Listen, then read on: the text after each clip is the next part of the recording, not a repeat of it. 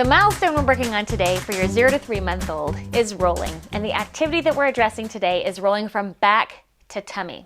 The tool that you need today is a preferred toy of your child's, preferably something that is visually interesting and provides some really interesting auditory feedback too, something they really enjoy looking at and listening to, because we want to make sure our baby is motivated to move.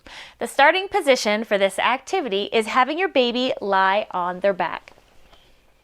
The starting point for your 0 to 3 month old to roll from their back to their tummy is their back. Now, what we know about the 0 to 3 month old in early childhood motor development is that movement starts at the head and moves towards the toes. And we also know that children in this age and stage of development are motivated by their sensory system. So what they see and what they hear is what's going to direct their movement.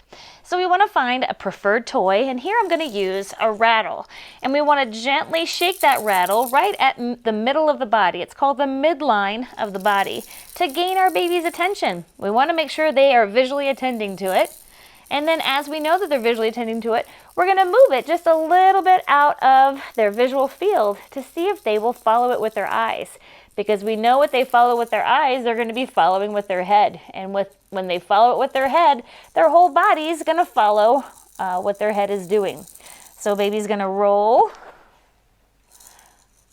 in the direction of where the rattle is going. And right now it's just going to be over to the side. Now, if your baby's arm looks like this when they try to roll, give them just a little bit of help and help them move their hand over towards the middle of the body. That way they can get their hands to their mouth. They can get their hands towards the toy and bring it to their mouth like that. And they can continue to work on that. So your baby has made it over to their side here. And we want them to roll all the way over to their tummy.